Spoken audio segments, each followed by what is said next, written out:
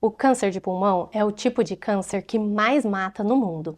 Todos os anos, aproximadamente 2,2 milhões de pessoas recebem esse diagnóstico. E, infelizmente, grande parte dessas mortes poderia ser evitadas. Entre 85 a 90% dos casos estão diretamente relacionados ao tabagismo. Isso significa que a principal causa dessa doença está associada a um fator que pode ser prevenido. Mas existe algo muito importante que precisamos entender. O câncer de pulmão é uma doença agressiva, porém silenciosa nos estágios iniciais. E é justamente esse silêncio que faz com que muitas pessoas descubram a doença apenas quando ela já está avançada. Hoje eu quero explicar para você o que realmente acontece dentro do pulmão de quem fuma. Porque o câncer não começa no tumor, ele começa anos antes. Eu sou a doutora Poliana Salles, médica de família e comunidade, com pós-graduação em psiquiatria e especialista em tabagismo. Ao longo da minha prática clínica, acompanho diariamente pacientes que lutam contra a dependência do cigarro. Muitos desses pacientes já tentaram parar diversas vezes. Alguns têm medo da fissura, outros têm medo da ansiedade. Muitos têm medo de engordar ao parar de fumar. E a grande maioria tem medo de tentar novamente e fracassar. Mas existe algo que eu sempre explico aos meus pacientes. Não é falta de força de vontade, é dependência. A nicotina provoca alterações reais no cérebro, no comportamento e no funcionamento do organismo.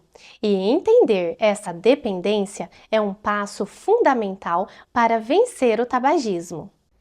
Para compreendermos o câncer de pulmão, primeiro precisamos entender o que acontece no organismo a cada cigarro fumado. A fumaça do cigarro contém mais de 7.000 substâncias químicas. Entre elas, centenas são tóxicas e dezenas têm potencial cancerígeno. Entre as principais substâncias nocivas estão alcatrão, monóxido de carbono, benzopireno, formaldeído e metais pesados. Cada vez que a fumaça entra no pulmão, ocorre uma agressão ao tecido pulmonar. Essa agressão provoca inflamação, e inflamação repetida gera estresse oxidativo.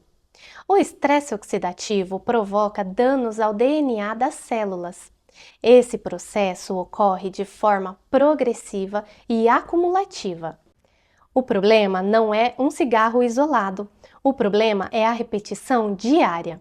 Cada cigarro provoca uma pequena lesão celular. O organismo tenta reparar esse dano, mas nem sempre o reparo é perfeito. E pequenas falhas começam a surgir no material genético das células. Essas falhas são chamadas de mutações. Algumas mutações são corrigidas, outras permanecem. E com o passar dos anos, essas mutações podem se acumular. Quando isso acontece, algumas células começam a perder o controle sobre o próprio crescimento. Elas passam a se dividir de maneira desorganizada, sem respeitar o mecanismo natural de controle do organismo. E é nesse momento que o câncer começa a se desenvolver. Esse processo não acontece de um dia para o outro. Na maioria das vezes, ele leva 10, 20 até 30 anos para se desenvolver. Por isso, muitas pessoas dizem: eu fumo há muitos anos e nunca tive problema. Mas o fato de não sentir nada não significa que o organismo não esteja sendo afetado. Na realidade, muitas vezes o processo já está acontecendo silenciosamente dentro do pulmão, dentro de você. Existe uma característica importante do pulmão que contribui para esse silêncio. O pulmão possui uma grande reserva funcional. Isso significa que pequenas áreas do pulmão podem estar comprometidas sem que a pessoa perceba qualquer sintoma.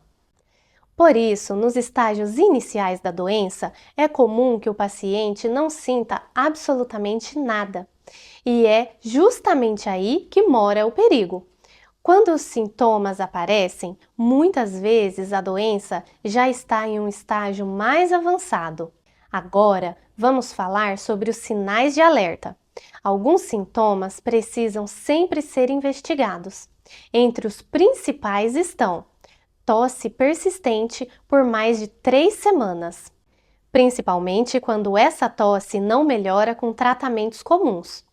Outro sinal importante é catarro com presença de sangue, ou aquele catarro com cor de ferrugem. Mesmo pequenas quantidades devem ser investigadas. Também devemos ficar atentos à dor no peito, especialmente quando piora ao respirar fundo, tossir ou sorrir.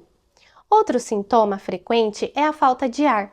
Muitas pessoas começam a perceber dificuldade para realizar atividades que antes eram simples, como subir uma escada ou uma caminhada curta.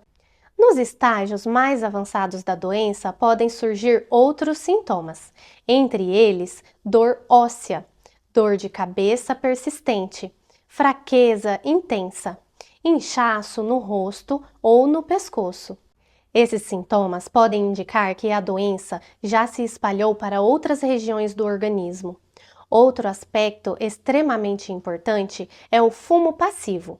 A fumaça do cigarro não afeta apenas quem fuma, ela também afeta quem está ao redor. O fumo passivo pode aumentar em cerca de 30% o risco de câncer de pulmão em não fumantes. Crianças expostas à fumaça do cigarro apresentam maior risco de desenvolver asma, bronquite, infecções respiratórias, problemas pulmonares crônicos.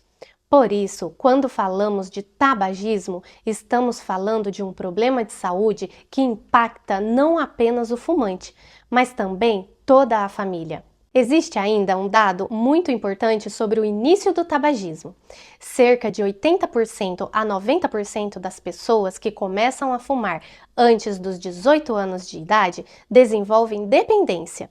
Isso acontece porque o cérebro ainda está em desenvolvimento durante a adolescência. A nicotina atua diretamente nos circuitos de recompensa do cérebro. Ela aumenta a liberação de dopamina. A dopamina está relacionada à sensação de prazer e recompensa. Com o tempo, o cérebro passa a associar o cigarro a uma sensação de alívio, e isso cria um ciclo de dependência.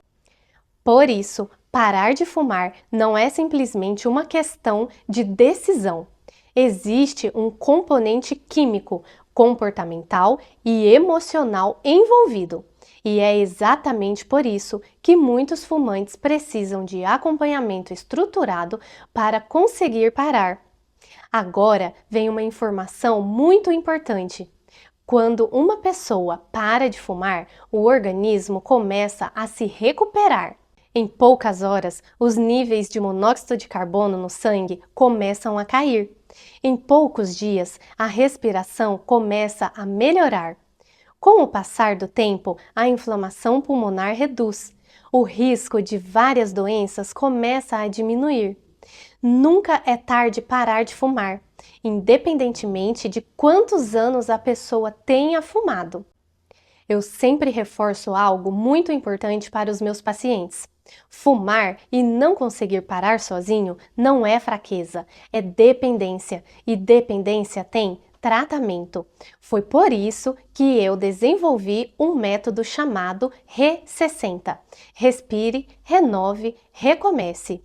Um acompanhamento estruturado de 60 dias que ajuda pacientes a vencerem a dependência do cigarro com orientação médica, estratégias práticas para controlar a vontade de fumar e apoio para evitar recaídas. Mas a decisão de parar pode começar hoje.